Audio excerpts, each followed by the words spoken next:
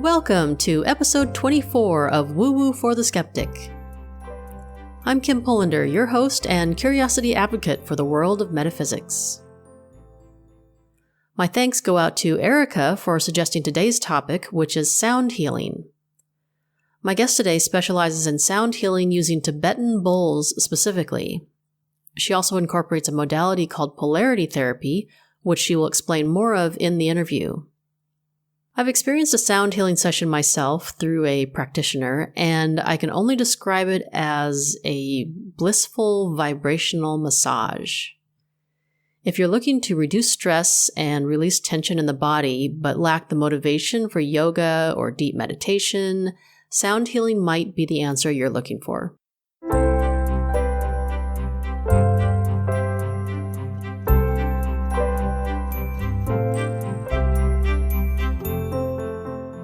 Today I'm so honored to be speaking with Diáne Mandle. Diáne grew up in a bicultural background with a French mother and American father, which allowed her to spend her childhood going back and forth between southern France and the U.S. Her undergraduate degree was in theater and dance, and she obtained a master's in cross-cultural communication with a thesis on African music.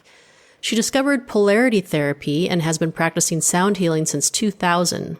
She is now the only Tibetan Bowl practitioner certified through the state of California, as well as a Polarity practitioner. Diáne, thank you so much for being on the show and welcome. Thanks very much for having me. I'm delighted. So why don't you tell the listener first how you even took an interest in sound healing and Polarity Therapy? I was working as a director of the American Cancer Society as the regional director in Western Massachusetts, and I really felt like I needed to do something that was more visceral. I wanted to work with people more directly and not just be in management. So I looked around and I found a Polarity school that seemed like what I would like to do, working with energy. And I went to Polarity school for as long as I needed to get certified. And then I was at a whole health conference, and the fellow next to me had all these beautiful bowls, and I was doing Polarity and doing transformational coaching, life coaching. And we decided we would trade modalities since neither of us knew what the other one was doing. And when I felt the bowls and heard the bowls, it literally blew my mind. And I knew that that was something that I wanted to integrate into my practice and into my life. And it has been such a powerful healing modality, not only for others, but also for myself, that I'm so honored and lucky to be earning my living doing something that's so beautiful. What was it about the sound healing that really made a change in your life? Well, a couple of things. One of them was during the time that I was receiving my first sound healing session, I saw this huge blue Buddha presiding over me. I also felt like I was in this place between, I was conscious, but I lost track of the sensation of my body. So it was a much larger experience of myself. And when I came back after the session, and I told who became my teacher, Richard, I said, I saw a huge Buddha, except maybe he was sick. He was blue, and he laughed, and he said, that's the medicine Buddha. And the medicine Buddha was there presiding over there, and it was like a messenger telling me I needed to be doing this. I felt so good and so light and so clear and so well. It was very otherworldly. That's the only way that I can explain it. And I just knew that I wanted more. Was it something that helped you get over like emotional blocks or manifesting things in your life? Do you remember? Well, that one session literally just blew my mind. I can't tell you exactly what happened, except for that I was catapulted into a dimension that I wasn't used to. Since then, it has been very, very personally very useful for me for emotional stability and grounding and focus and getting rid of high blood pressure that I had just from stress. So I've had those kinds of very strong physical and emotional and spiritual responses to it on a very personal level. On a level as a practitioner, it's just been amazing to watch and to be able to be in the position of being a witness to other people's growth and growing into themselves. And I guess that's probably a good description of what happened to me. It really helped me to grow into who I really am a lot more gracefully, because it represents a shift in consciousness, always from smaller consciousness to a larger consciousness. And once you start to get a sense of yourself as being larger than your perceived limitations, that doesn't stop. It keeps going. For a listener who has never tried sound healing, what are some of the motivations for them to do so? Or what would be some of the signs that maybe sound healing would be a really good option for them? You know, about 90% of what people go to see a doctor for is stress related. So any kind of stress. A lot of people come and see me because they say that they feel stuck in their life, or even stuck. An area of their body feels like there's a rock in it, or a stuckedness.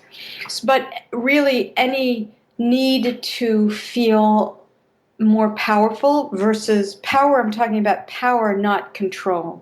Just a better sense of themselves in the world, better communication, because relationships, people who find themselves in patterns that are ineffective patterns over and over again, a lot of different relationships. They keep losing their job, or they don't know what they want. They know that they want more than what they've got. Is this all there is?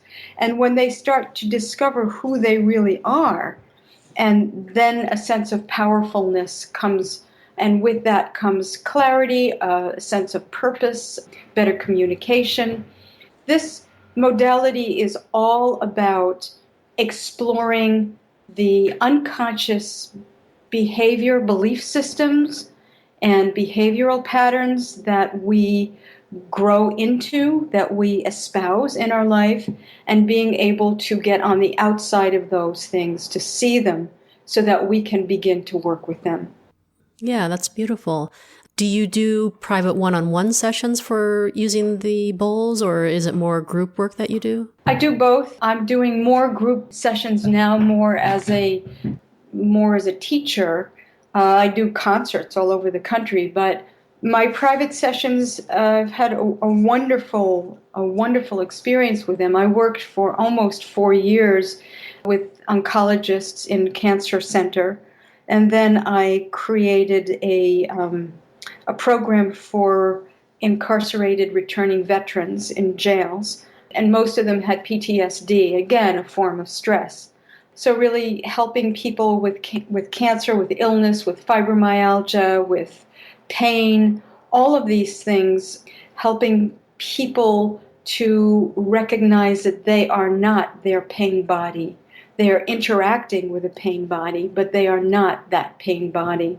And for people to get a visceral sensation of themselves outside of that pain body is an enormous relief for so many people. So when someone comes into your office for a healing session, how does it work? Like, do you just play the bowls for them in the room, or do you actually put them physically on their body?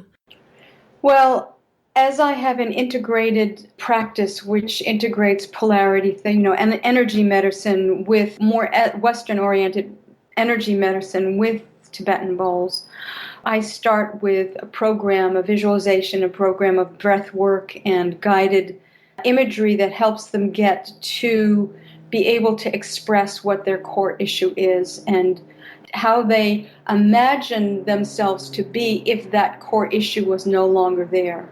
And that becomes kind of like a roadmap for my session with them.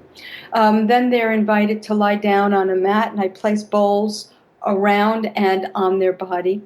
And I play in different patterns of sacred geometry that is really focused on what their area of need is. I also work with some tuning forks, with gantas, which are bells, and I work with gongs as well, guided visualization, and I do integrate some color work in there too sometimes. Okay. Personally, I have some tuning forks and I also have a small Tibetan bowl. Is there a difference on whether to use the tuning forks versus the bowls? Yeah, they're not the same instrument at all. The tuning forks are really calibrated and they're kind of like laser surgery. I would say that. And it depends what kind of tuning forks you've got, but I'd say that if you have something that's very, very specific and you want to give a little bit of extra focus to that area, tuning fork is really great. The purpose of the bowl is more alignment and harmony. So they are aligning your energies. In the sessions, there are several different instruments that I use. The tingshas, which look like those little flying saucers that a lot of people use in yoga classes. They're the beginning. There's a whole sacred sound family. And the tingshas are there to awaken dormant energies. So that's why they're played in the beginning of a session and also at the end of a session to bring someone back from wherever they might be during the session so they don't go home and drive into a tree or something. So the tingshas initiate the session, and they're also used as a diagnostic tool when you become sensitive to the changes in sound and the different fluctuations in vibrational patterns that they emit. Then you can also use them to diagnose what's blockages and such in the body. And so that's a beginning. And then I work with a bell called a ganta and a dorje that represents the divine feminine and the divine masculine. The bell is an instrument that moves energy. So I work with that also in specific patterns to move energy through the body, through sound. And when I've done that, then I start working with bowls. So you have awakening energy, dormant energies, you have moving energies, and then you have aligning energies. And I'm listening to the different qualities of sound, not only of each bowl. I know what the sound potential of each bowl is. And so anything that differs from that gives me information on what's going on and what I need to do. And so I'm working on the body like islands, but also as a continent. So not only does each individual bowl need to reach its full sonoric potential, but also the bowls in relationship to each other, so that all of the bowls together also need to be harmonic and aligned in sound and strong. So when you are, we'll just say playing the bowl, you can tell based on how that sound vibrates off of the person or plays around the person to see how you need to move the energy of the person? Yeah, basically they're reflecting the energy within the person, and they're reflecting that through sound. And when I say sound, I don't mean just a tone. I mean the longevity of a sound. I mean the vibration. I mean, in a bowl, there are many bowls. The wonderful things about them is that there are many, many different sounds within a bowl. And I know that I'm working with harmonics. So there are high harmonics, and there are mid-range harmonics, and there are low harmonics. So if I put a bowl on somebody's heart, for example, and only the high harmonics, the low harmonics, and the mid-range are not coming out, that gives me some information, and I know that I need to get those lower harmonics that represent grounding and earthing, so that this could be the profile of someone who just gives, and is not grounded in themselves. They might be very focused on things that are external, and for their heart to be really in harmony with their wholeness, they need to be a little bit more grounded. So those grounded tones are not coming out. And so that I need to help work with them to get them a little bit more in their body. Wow, that's fascinating. Yeah, that's a good way to describe it. It sounds kind of like tuning a piano or tuning a body where, they're not picking up this tone or they're not resonating with this tone, and then moving the energy so that they will. Right. It's very interesting. So do you know the history of sound healing and sacred sounds, like how this all came about? Well, that's a little bit of a mystery. What we do know is that the bowls are, the whole modality started pre-shamanistic around the Bon tradition in Tibet. And the bowls were made at that point in several monastic communities on the borders of Tibet, primarily one called the Hor and the other the Yang community. And the metallurgist would go out into the Himalayas and collect the 7 metals that the bowls are made out of, the ancient bowls are made out of. They'd bring them back and they would pound them into shape and sound while the monks were reciting mantras and blessings into them. And those bowls were used for healing purposes and sacred ceremonies.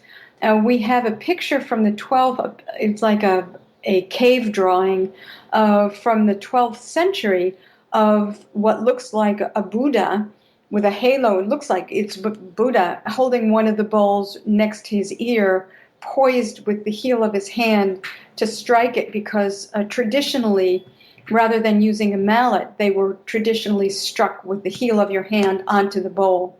That's something that created the lowest tones at that point. And then we know from conversations with older monks, specifically a conversation that my teacher Richard had with a monk in Tibet, that they were used and are still used for healing purposes, not perhaps the way, when you see how I lay out my bowls, not perhaps like that, maybe 1 or 2, but there's a lot of references within the Dharma, within Buddha's teaching, and within Tibetan Buddhism. The bowls are known as teachers of the Dharma. And so there's a lot of references within the teachings that help us understand how to use the instruments. Is there a 1, 2, 3 Bible of what the monks back in the 15th century used to do? No, not really. We've had to really surmise a lot and get whatever we could from the monks that are living and old enough to, because a lot of the new monks, a lot of the younger monks, it's not necessarily the healing part of the bowls is not necessarily part of their tradition. They certainly use them and the gantas and the tingshas during all the rituals and the gongs, but not, they don't have somebody come in and lie on a mat and put a whole bunch of bowls around them. That's different. Why do you suppose the focus has moved away from using the bowls as healing? I really have no idea.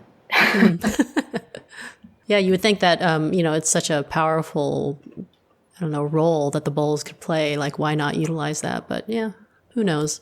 Well, I'm not saying that they don't. I'm just saying that there's, it's still such a powerful, and there were other instruments used like the shang.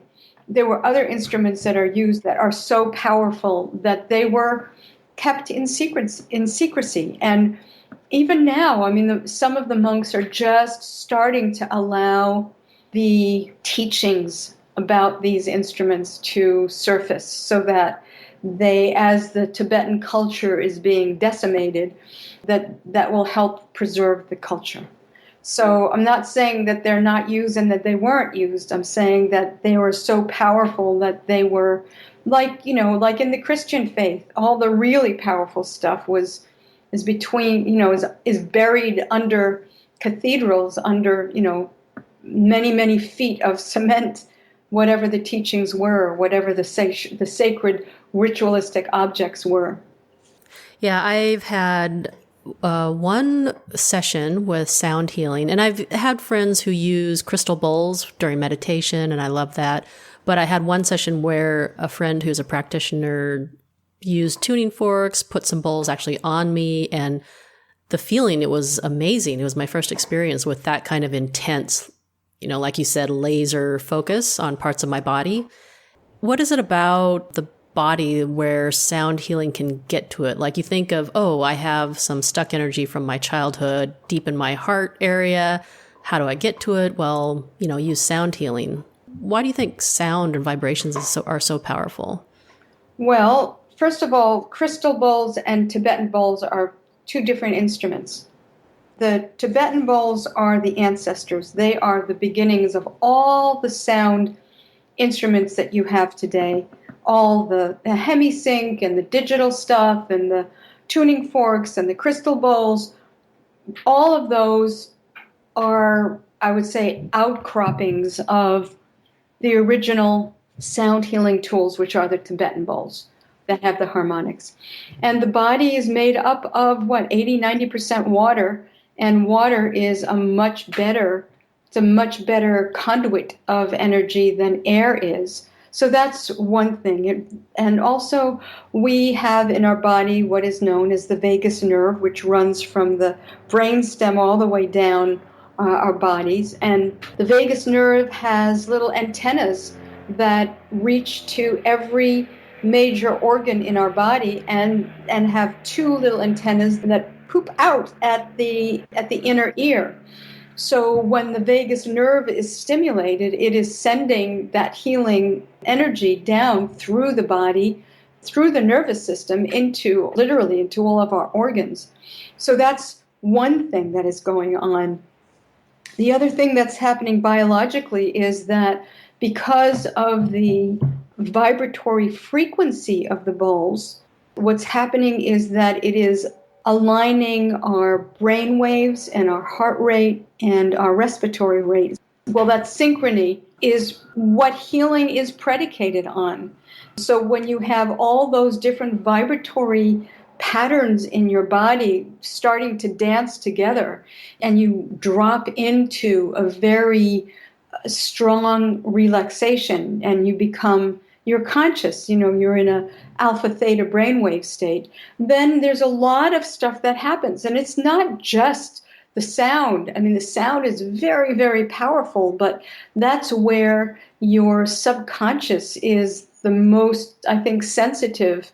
And that's where messages can be, when I do guided imagery within a sound healing session, when someone is in a very deep trance-like state, and that's where I can really communicate with the subconscious. And that's always going to be much more powerful than trying to talk to the ego. So there's a lot, sound healing, as far as I'm concerned, it is the sound of the instruments, but it's also what we say to ourselves, that internal dialogue and the ability to change that to make it much more effective. I like that. So you also, in that guided part of your session, you can get a person into a relaxed state so that you can access more of their subconscious thoughts and beliefs. Right. Now, you are trained in something called Polarity Therapy. What is that? Polarity is a modality that was created by Dr. Randolph Stone, and it combines a little bit of craniosacral and reflexology and acupressure and massage. And so I would say it has like the best elements of all the other kind of energetic medicine, and it works with elements.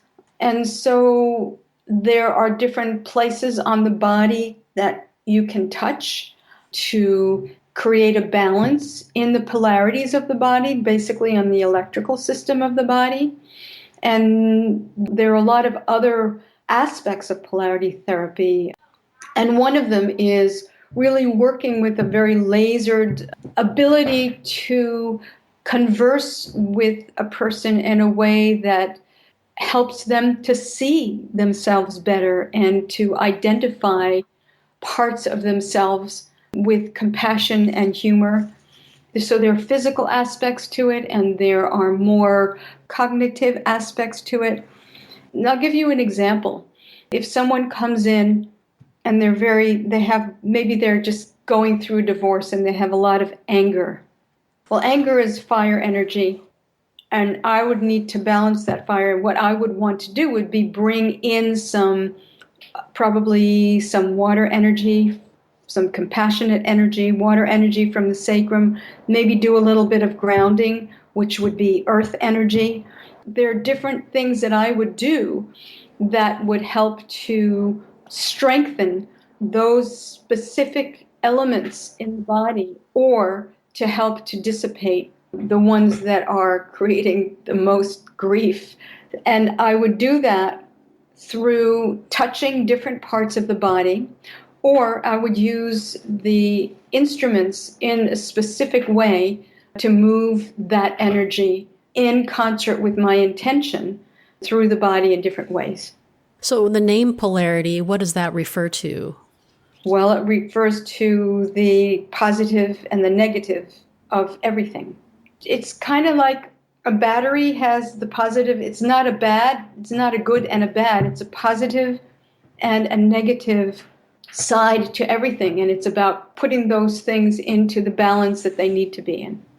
Oh, so that's where the line of questioning that you mentioned in polarity therapy. Can you give an example of how that uses the positive and the negative aspects? I can give an example that is not exactly what I say, but it's the philosophy of it. If you talk to someone about why they're here, what brings them in, they're going to be talking about symptoms, the symptoms of what brought them into the session, what it is that is bothering them. And where I get to with the questioning is, so let's identify what's bothering you. Now, could you visualize your life without those things? What would that look like? What would be different? Then their consciousness goes to the resolvement. If that wasn't there, then what would be there in place of that, which is the positive aspect. And then I'm very careful to wordsmith so that nothing can stay in an effective box. Like when people say, I need to go on a diet. And I would have them change that to, I choose to honor myself through nutrition. So I have wording that, first of all, makes people more accountable to themselves and also raises the vibration of the words that they're using and thinking. So that's a polarity, coming in with this is wrong and that is wrong and I'm not good here and this isn't working, to being able to create a vision of, if it was all working, what would it look like? Yeah, and I really like that aspect or that angle that there is no negative or good or bad. And I love that quote by Rumi, like, out beyond the wrongdoing and right doing, there's a field and I'll meet you there. So yeah, just getting rid of the wrongness in life. That's great. And then we talked a little bit about why someone might want to try sound healing or polarity therapy with you. And can you give examples of clients that came in and kind of the changes in their lives afterwards, or the changes that they used sound healing and polarity therapy for? I have someone who came in today, for example, and I saw him last year, I think, a couple of times, but he came in today, and that's always my first question, why are you here? Because he was really feeling the stress that our world is in right now, between the elections and what's going on in Syria and Aleppo and the terrorist attacks in Germany, everything, all of that. In the holiday season, he was just feeling like he was just out of his body. He felt scared. That's what he was feeling. It's just a feeling of anxiety and fear. And by the time he left, and I did a lot of work with him to get him back to be in visceral communication with who he really is, and gave him some exercises that we did in the course of the sound healing session to empower him, and that he could take home with him so that when he was feeling stressed or scared, he could come back to those things and come back to the reality of who he really is. And understanding that chaos exists, that fear is not going to just go away, but when we walk with fear, that's called courage. That he's always able to come back to to identify that part of himself, that the only part that he really has control over. So he said that he felt like at the end, like he was a vortex of energy, that he was just expansive energy, and that he could work, that he had this bubble around him, that he could walk through, recognize that the anxiety or the stress and the chaos is there, but not be affected by it so much, to just feel a sense of well-being and peacefulness. and that he could go and do what he needs to do to be of service to the community that he lives in, and not be such a sponge for just the negative stuff that so easily we develop like these energetic holes in our body, and to sort of patch that up so he's got an energetic membrane about him.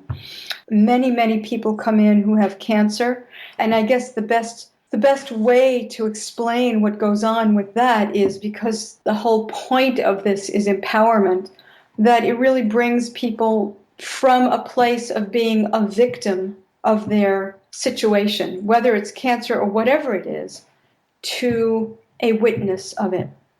And when you're a witness of a situation, it doesn't mean that the situation all of a sudden becomes great, or all of a sudden you go from pain to no pain.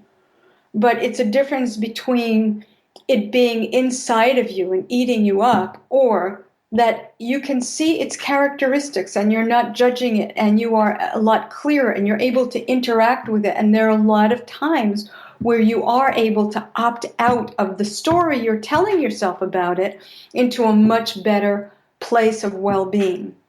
So that's a lot of what happens with cancer clients, that they go from being a victim to being a witness of their situation. And that's a much more powerful way to go through any kind of a challenge. Yeah, it sounds like you're very focused on just getting people out of their story and into more of a observing, like you said, that observing perspective. Well, they're much more empowered. They see them, as I said, they don't see themselves as being the pain body anymore. They see themselves as much bigger than that. And dealing with pain. I mean, pain is not fun to deal with, but when they walk out, either the pain is gone. One of my clients wrote and said, "You're better than Vicodin," and you can quote me on that. So, so there's that part of it too. So you've mentioned people not being grounded, not being in their body, and I have friends, intuitive friends, who are constantly battling that, and also people who have experienced some sort of pain, hurt, or abuse in their childhood, and they learn to kind of get out of their body. Now, how can someone recognize that they're not fully grounded or in their body? If you're suffering, I mean, pain is a natural occurrence in life. It's like a thermometer tells us when things are safe or not safe. When we attach ourselves to the pain, that's called suffering. And most of the people who come in are suffering and need to learn how to release the pain, not to attach to the pain. And at the end of it is a much, much stronger sense of well-being. So if someone is suffering, then they're really not very grounded in their body most of the time. They're in story wherever they are, whatever the story happens to be. And what would you say to them if they have the idea that being grounded and in their body is going to make the suffering and pain even worse? I would have to have the conversation with that person to determine, is this somebody who wants to really be helped? And then if I need to help them to see that they are arguing for their limitations, then I would do that. But if it looks like it's someone who comes in who really doesn't want to help themselves, there are people who come in, they want to be fixed, then I won't work with them. Sometimes a wife will talk her husband or something, they'll come in kicking and screaming. They'll come in, the only reason is because the wife wants them to change. Well, that's not the kind of person that I work with. The kind of people that I see come to me because they are ready. Now, the inmates with PTSD, they didn't have a choice. I went and I worked with groups of them. And many of them got a great deal out of it, and it changed their life. And some of them didn't want to. My agenda is not to force anything on anybody. I'm just offering tools. And I'm not a healer. I'm a practitioner. The healer is the person who comes in. Either they take on their rightful task of being their own healer, or they don't. Every client who comes into my office they're the healer. I'm just a practitioner. I'm a guide. I'm giving them tools and helping them to recognize the healer within themselves. And if somebody doesn't want to do that healing thing of themselves, who am I to insist or try to? That's not my job. And what would you say to skeptics who don't believe in energy work or sound healing, the power of sacred sounds? I probably wouldn't say anything. People are drawn to what they need to know at any certain time. It's their own evolution. I'm not out to prove anything. Yeah, I like that attitude. Very hands-off approach. Yeah. All right. Well, thank you so much for your time. Before I let you go, I was wondering if I could just ask you a few fun questions to change the pace of the interview. Of course. The first question is, did you have any crowning achievement or anything you were proud of in middle school? Like, what kind of a student were you in middle school? I was head over heels into theater and dance. That's what I loved. I loved school. I loved learning, and I loved I just had a great time all through school, but I loved and was very involved in theater and dance. Yeah, and that pulled through in your degrees. Yeah. Yeah, that's awesome. So you were part of like school plays and that sort of thing? Every single one. What was your favorite production that you guys did? In middle school or in college or professionally or? Yeah, anything. Yeah, professionally even. I think the thing that I enjoyed the most in my career was the Red Buddha Theater. It's a Japanese company when I was living in London, I toured with them, and they really taught me about discipline in the art form. Yeah, we did a lot of touring, and they were kind of, whatever goes on, if you're tired, you're always working towards the greater good. The individual, whatever's going on with the individual isn't as important as the greater good. And that was very, very much a switch from what I was used to. And it was a very helpful thing in my career in general, just having that point of view. And I loved touring with them. It was just really a lot of fun. Yeah, what a great life experience. That's wonderful. And then second question is, what do you like to do on your day off? Ride my bike. Oh, well, you live in Southern California, so every day is a bike weather day. It is. And actually, right after this, I'm going to bike to the post office. Oh, nice. And then lastly, what is the number one thing on your bucket list? I've just written a one-woman play, and on my bucket list for 2017 is to get it produced. Oh, what's the play about? It's a play about my life. Oh, that's awesome. Nice. That was quite the project, I imagine. It is. But I'm determined. Yeah. All right. Well, Diáne, thank you so much for your time. And if listeners want to schedule a session with you or maybe look up what your concert dates are, what's the best way to find you? soundenergyhealing.com. I am doing a big concert in Balboa Park at the end of this month in San Diego. Oh, well, I'm in San Diego, so I may come check you out. Oh, cool. Check the events page. Come on by, introduce yourself. Well, I'll recognize you. Definitely. All right. Well, thank you so much. And I learned so much about sound healing, and I wish you the best. Thank you very much. My pleasure.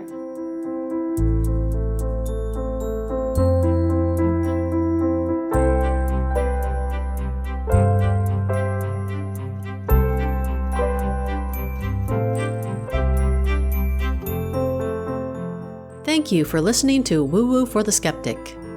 I would love to hear about your experiences listening to the show, as well as any people you would like to hear interviewed. And if you enjoyed this episode on sound healing, please share the episode with your friends.